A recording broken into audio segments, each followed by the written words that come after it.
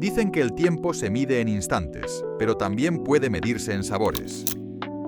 Cada plato que llega a nuestra mesa esconde siglos de historia, secretos familiares, tradiciones olvidadas y viajes que cruzan mares y montañas.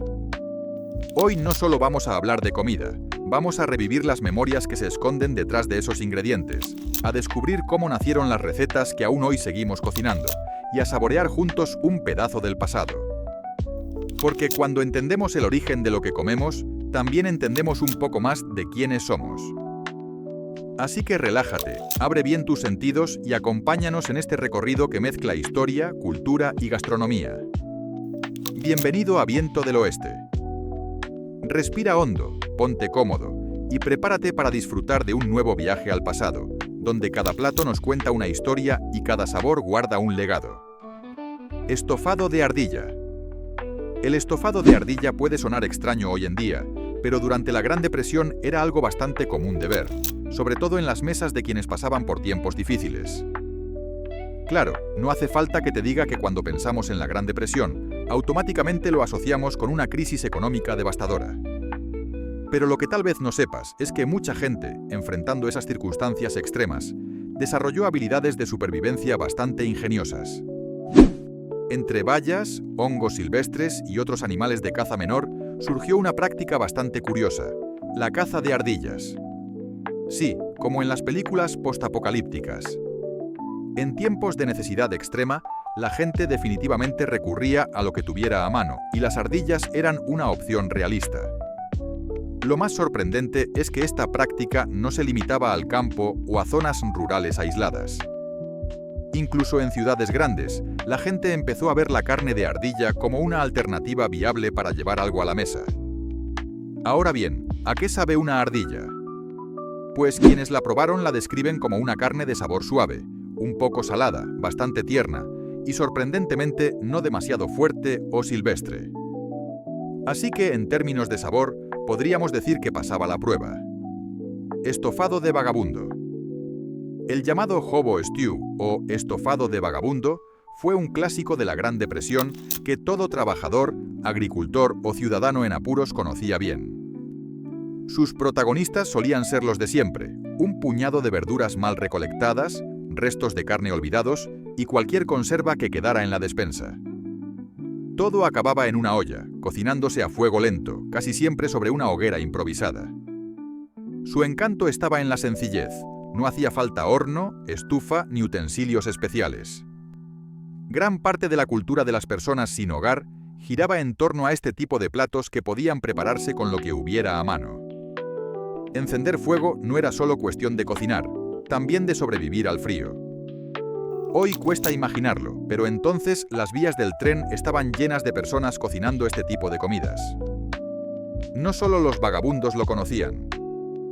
Desempleados, víctimas del Dust Bowl y todos los afectados por la inflación de la guerra también estaban muy familiarizados con este estofado, que no seguía receta fija. Bastaba una olla, fuego y algo que echarle dentro. Pan con grasa. El bread and drippings, o pan con grasa, era uno de esos platos humildes que se montaban como buenamente se podía, juntando lo poco que había para intentar hacer, si no una comida completa, al menos algo que lo pareciera. Muchos de los nombres de estas comidas, como hobo stew o bread and drippings, eran simplemente apodos regionales que se fueron quedando. Y aunque hoy nos suene a algo muy americano, estas ideas estaban extendidas en muchas partes del mundo. En Estados Unidos funcionó especialmente bien gracias a un ingrediente clave, la siempre confiable grasa de bacon.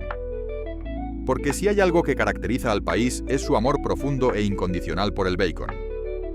Si a esa grasa le añadías un poco de grasa de res, manteca de cerdo o, con suerte, un poco de carne enlatada, ya podías decir que tenías una comida bastante apañada.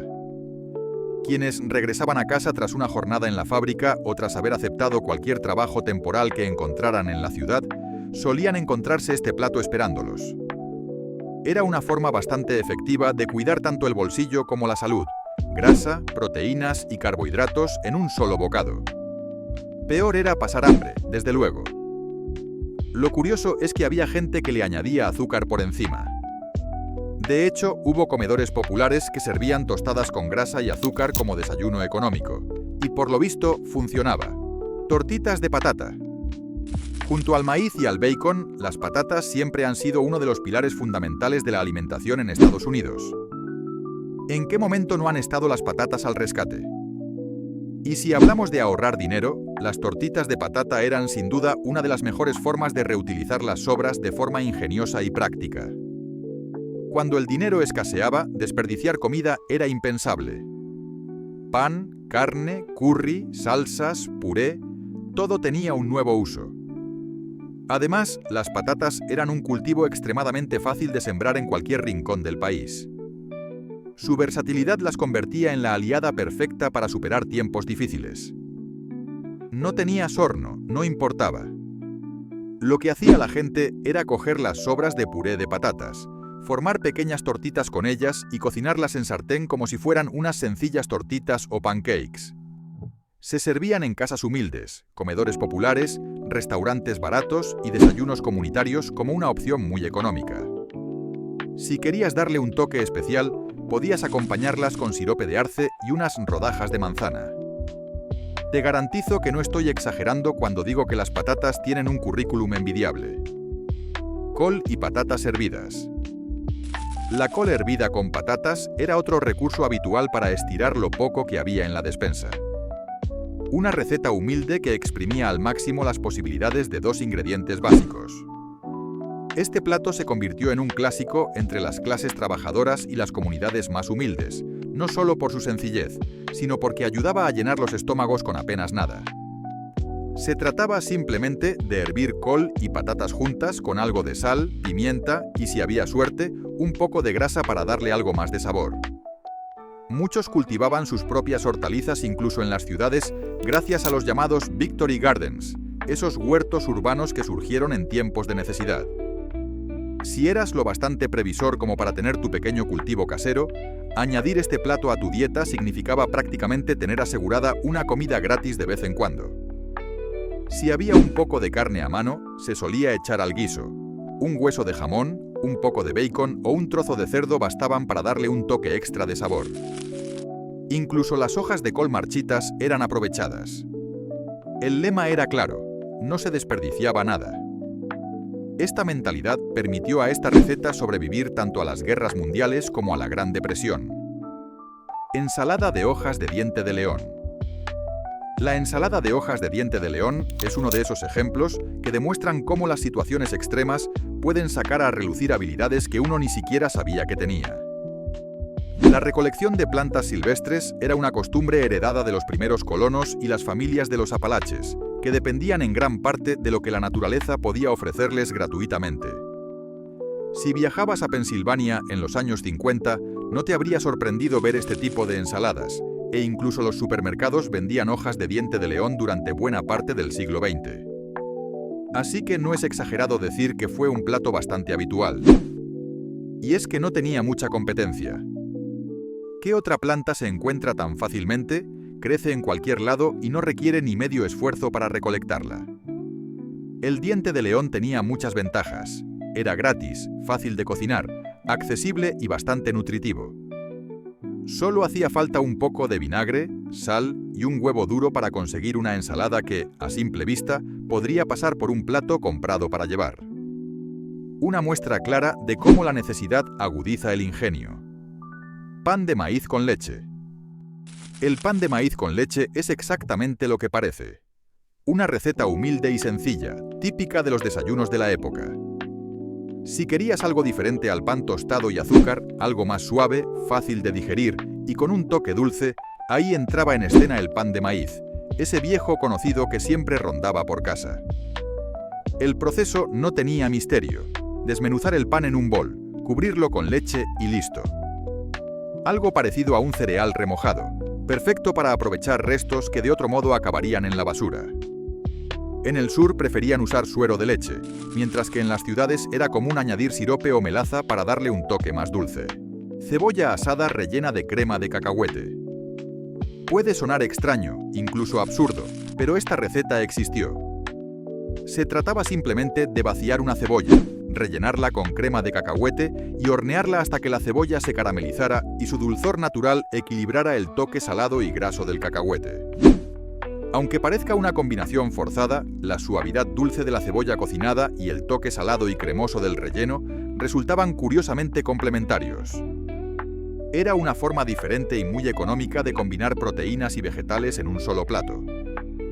Quizás no gustara a todos, pero para aquellos tiempos de necesidad era una opción válida para llenar el estómago. Hoy se recuerda más como una rareza culinaria que como un plato que alguien quiera recuperar. Incluso historiadores gastronómicos como Andrew Coe y Jane Ziegelman no le tienen demasiado cariño. Antes de continuar, si te está gustando este recorrido por las historias que esconde la gastronomía, no olvides apoyarnos. Suscríbete al canal y déjanos un like. Así podremos seguir compartiendo contigo más viajes como este, donde la historia y la cocina se entrelazan de forma deliciosa. Y ahora sí, volvamos a lo que nos reúne hoy. Descubrir cómo cada receta, cada sabor y cada tradición nos conecta con aquellos que vinieron antes que nosotros. Pezuñas hervidas. Aunque hoy pueda resultar grotesco, durante el Dust Bowl, las pezuñas hervidas fueron un recurso más para sobrevivir. Cuando la carne era un lujo, se recurría a partes que normalmente no se consideraban comestibles. Al hervir las pezuñas de vaca o cerdo, se obtenía un caldo espeso gracias a su contenido natural de colágeno, que servía como base para sopas, estofados e incluso postres como gelatinas o flanes. Era un alimento nutritivo, rico en proteínas y minerales, aunque su aspecto no resultara precisamente apetecible. Pero en aquellos años, la estética pasaba a un segundo plano frente a la necesidad de llenar el estómago. Saltamontes fritos. Si crees que comer insectos es una moda moderna por sostenibilidad, lamento decirte que no. Durante los años del Dust Bowl, los saltamontes fritos no eran excentricidad, sino necesidad. Cuando las cosechas fallaban y la carne escaseaba, los agricultores miraban a las plagas que devoraban sus campos y pensaban: si tú me comes la comida, ahora te como yo a ti. Una especie de venganza, servida bien caliente y crujiente. La caza de saltamontes se volvió algo familiar. Una vez reunidos, se lavaban, marinaban y freían hasta quedar dorados y crujientes. El resultado, un bocado lleno de proteínas. Siempre que no pensaras demasiado en lo que estabas comiendo. Hoy en día se habla de los insectos como alimento del futuro por sus proteínas, hierro y grasas saludables. Pero aquellas familias no lo hacían por moda ni ecología, simplemente por sobrevivir. Y seamos honestos, todo lo que se fríe sabe al menos un 50% mejor. Cebollas rellenas de grape nuts. Este plato no necesitaba muchos ingredientes sofisticados, ni siquiera grandes cantidades de condimentos. Solo hacía falta sal, pimienta y un poco de imaginación. La receta consistía en cebollas vaciadas, que se mezclaban con carne de salchicha de cerdo, un poco de grasa derretida, ketchup y, si había suerte, unas tiras de bacon. Y el ingrediente estrella, los cereales grape nuts. Todo se mezclaba y se horneaba durante unos 40 minutos hasta conseguir una cebolla rellena bien dorada y crujiente. El resultado era un plato que, pese a su sencillez, conseguía arrancar sonrisas a quienes se sentaban a la mesa. Al final, lo que más valoraban las familias en los años 40 y 50 no era tanto la sofisticación, sino tener algo caliente y saciante que llevarse a la boca. Las recetas sencillas, que llenaban y no desperdiciaban nada, eran casi un tesoro. Por eso platos como este fueron auténticos imprescindibles en la cocina humilde de la época. Estofado de mofeta. Sí, has leído bien, estofado de mofeta. Durante la época del Dust Bowl, ni siquiera los animales más impopulares se libraban de acabar en la cazuela. No es que las mofetas fueran la primera opción, pero cuando el hambre apretaba, cualquier fuente de proteína valía. Por supuesto, antes de cocinarla había que retirarle las glándulas del olor, o de lo contrario, la casa se vaciaba más rápido que por culpa de un tornado. Una vez limpia, se cocinaba con las verduras y especias que hubiera disponibles. El resultado era una carne blanda, algo fuerte de sabor, pero aceptable para quien no tenía demasiadas alternativas. Puede sonar grotesco, pero comparada con otros animales salvajes como el mapache o la zarigüeya, la mofeta no era tan mal vista a nivel gastronómico. Un cumplido bastante relativo, pero cumplido al fin y al cabo. Hoy se ha convertido en una anécdota más que en una práctica habitual, pero para quienes sobrevivieron al Dust Bowl, la mofeta fue una prueba de que el hambre no conoce prejuicios. Cazuela de tumbleweed. ¿Qué hay para cenar? Pues algo que llegó rodando desde el patio trasero. Aunque suene a chiste, la tumbleweed casserole fue real durante el Dust Bowl. Las tumbleweeds son arbustos rodantes del oeste americano, y aunque no sean lo más sabroso, técnicamente son comestibles. Se hervían para reducir su amargor y dureza y se mezclaban con cualquier resto de carne, patatas o conservas que hubiera en casa. El resultado era un guiso terroso, más pensado para sobrevivir que para disfrutar. Pero aportaban fibra, algo de vitaminas y sobre todo eran gratis y fáciles de conseguir. Aunque hoy nadie lo incluiría en un recetario moderno, la cazuela de tumbleweed es un símbolo de la resistencia de quienes hicieron de la necesidad una virtud. Bubble and Squeak. El Bubble and Squeak era otro plato perfecto para los tiempos de guerra, porque se basaba en un principio simple: no desperdiciar nada. Se preparaba con las sobras de la comida del domingo, generalmente col y patatas. Se freía todo junto en una sartén hasta quedar dorado y crujiente. También se utilizaba para aprovechar lo que quedaba tras las grandes comidas de las fiestas, convirtiéndose en un clásico del día siguiente. Hoy en día es un ejemplo perfecto de cómo un plato humilde puede enseñarnos a no tirar comida y a valorar lo que tenemos en la nevera. Pan de maíz con melaza blackstrap. El pan de maíz siempre ha sido un pequeño regalo. Se puede preparar de 1000 formas y siempre encuentra quien lo devore como si fuera la última comida sobre la tierra. Uno de sus acompañamientos más tradicionales en el sur era la melaza blackstrap, una comida de supervivencia que aprovechaba al máximo los recursos de la región. ¿Y qué tenía de especial? Era el subproducto final de la fabricación del azúcar, muy abundante y barato en esa zona. A diferencia de otras recetas como la sopa de galletas, esta combinación tenía cierto valor nutricional para lo simple que era. El pan de maíz con melaza fue un legado compartido por generaciones de aparceros, ayudando a cimentar tradiciones dentro del folclore culinario estadounidense. Algunos creían incluso que la melaza tenía propiedades medicinales, especialmente contra la anemia. No sé si era cierto, pero ahí queda la anécdota. Hoy es difícil encontrar este plato en las casas, pero seguro que aún hay quien lo prepara por pura nostalgia.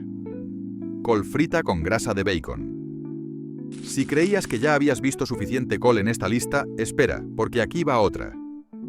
La col con grasa de bacon fue, durante mucho tiempo, una forma básica y contundente de llenar el estómago con casi nada. Bastaba hervir col y mezclarla con la grasa sobrante de freír bacon. El resultado, una verdura blanda y fibrosa, convertida en algo más denso, crujiente y saciante de lo que parece. La grasa del bacon, además, era gratis para muchos. Se guardaba después de freírlo porque en aquellos tiempos no se tiraba nada. Aprovechar hasta la última gota era casi un acto de supervivencia. Así, un simple repollo podía transformarse en una comida más contundente, aunque no fuera precisamente un festín de sabores.